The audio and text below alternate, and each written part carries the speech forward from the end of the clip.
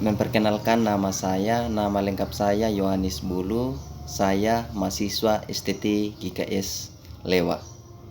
Izinkan saya untuk menyampaikan materi tentang gejala aktivitas umum jiwa peserta didik. Teman-teman, di dalam itu kita akan membahas beberapa poin. Sebelum itu mari kita satu dalam doa. Terpujilah nama ya Allah kekal untuk selama-lamanya. Terima kasih untuk napas kehidupan yang Tuhan masih percayakan kepada kami. Pada saat ini Tuhan, kami akan mulai materi kami. Kiranya Tuhan kuasailah kami, tolong kami, bantu kami. Dalam nama Tuhan Yesus kami berdoa. Amin. Teman-teman, pada hari ini kita akan belajar berbagai macam jenis-jenis gejala aktivitas umum jiwa peserta didik. Yang pertama teman-teman, ada motivasi. Motivasi adalah daya penggerak yang timbul dari dalam diri individu atau siswa yang mendorong individu melakukan aktivitas belajar.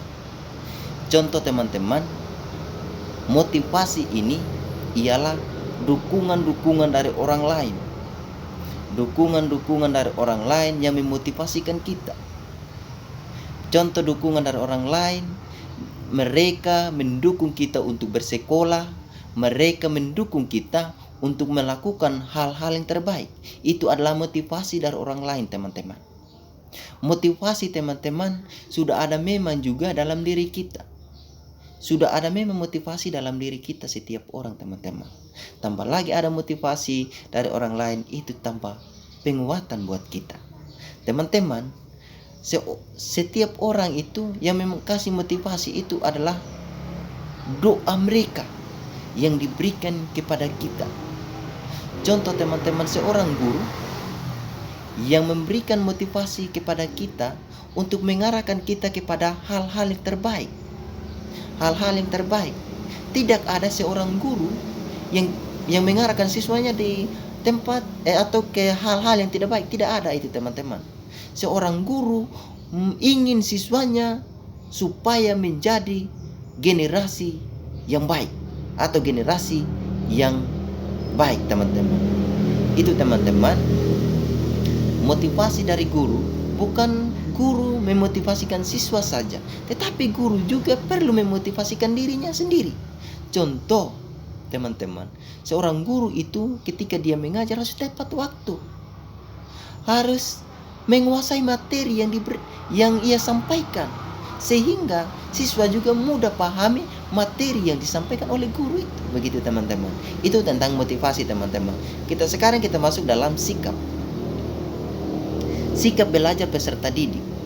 Di dalam kelompok teman-teman, banyak sekali sikap siswa yang berbeda-beda. Ada sikap yang perhatiannya ke depan, ada sikapnya perhatiannya bukan di depan. Tetapi di dalam itu teman-teman, yang perhatiannya di depan, dia tidak mudah pahami materi yang disampaikan oleh guru. Walaupun dia punya pemikiran itu di depan, atau dia punya pemandangan itu di depan, tetapi dia tidak pahami apa yang disampaikan oleh guru. Tetapi ada sikap belajar siswa yang lain, dia punya pemikiran di tempat lain, atau dia tidak memandang di depan, tetapi dia memandang di tempat lain, tetapi dia mudah memahami materi yang disampaikan oleh guru teman-teman. Itu tentang sikap belajar siswa teman-teman. Jadi seorang guru itu harus menguasai siswanya bagaimana dan seperti apa, begitu teman-teman. Itu teman-teman tentang sikap. Yang ketiga teman-teman, pengamatan. Pengamatan merupakan proses belajar mengenal segala sesuatu yang ada di sekitar dengan menggunakan alat indera. Teman-teman, di dalam pengamatan itu kita melihat langsung peristiwa yang terjadi pada saat itu. Contoh teman-teman, apa yang terjadi di kelas itu, cara guru mengajar itu yang kita mengamati atau pengamatan. Mengamati, kita melihat langsung secara guru itu mengajar, bukan dari teman yang menyampaikan, tetapi kita lihat langsung bagaimana cara guru mengajar atau bagaimana suasana kelas itu teman-teman. Itu tentang pengamatan teman-teman.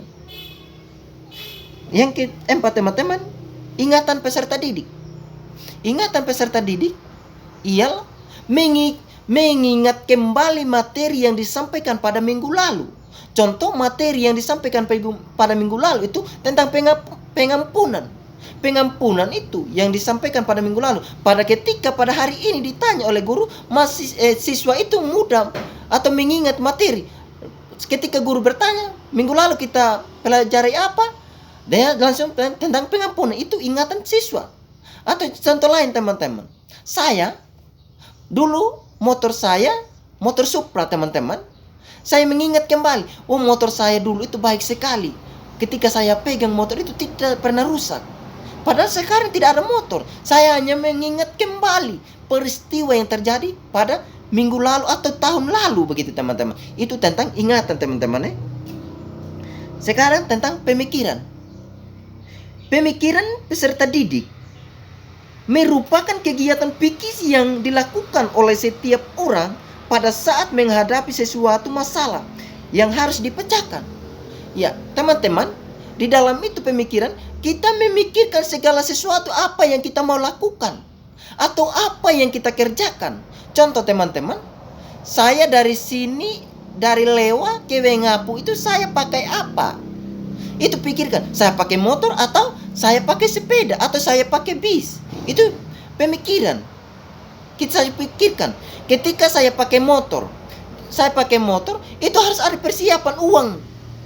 Contoh ada pecah ban di jalan atau kehabisan bensin di jalan. Itu sudah pikirkan memang, teman-teman. Atau contoh lain teman-teman, ketika ada materi yang diberikan oleh guru atau ada tugas yang diberikan oleh guru, saya berpikir, tugas ini saya harus selesaikan memang. Atau kapan tugas ini saya kerjakan. Itu sudah ada pemikiran teman-teman. Kita harus pikirkan teman-teman. Itu yang tentang pemikiran teman-teman. Inteligensi. Kita masuk dalam inteligensi teman-teman. Inteligensi ada kecerdasan atau kemampuan untuk menerapkan pengetahuan yang sudah ada untuk menceritakan berbagai masalah. Ini inteligensi adalah kecerdasan, kemampuan mahasiswa untuk menyampaikan materi-materi atau menyampaikan pengetahuannya atau menyampaikan hal-hal yang terbaik, apa yang dia rasakan atau apa yang dialami teman-teman. Itu inteligensi, kecerdasan seorang siswa, kecerdasan seorang murid atau kemampuan seorang murid untuk menyampaikan materi atau untuk menyampaikan materi. Itu teman-teman. Inteligensi, kecerdasan teman-teman. Bagaimana cara kita untuk menyampaikan materi, bagaimana cara kita untuk menjelaskan materi itu. Itu kemampuan kecerdasan seorang siswa, teman-teman. Itu teman-teman yang kita perlu pelajari beberapa hal. Marilah kita belajar bersama teman-teman. Dukunglah saya untuk menyampaikan materi ini. Mohon maaf jika ada kesalahan dalam menyampaikan materi ini. Sekian dan terima kasih, mari kita berdoa. Terima kasih Tuhan, terima kasih Yesus karena atas penyertaan dan pelindungan-Mu. Engkau telah menjaga dan melindungi kami dari awal mata pelajaran kami hingga pada saat ini. Terima kasih Tuhan, apapun yang kami baca dan yang kami dengar bersama, boleh kami pahami dan boleh kami pakai di masa yang akan datang. Inilah doa dan harapan kami Tuhan, dalam nama Yesus kami berdoa. Amin.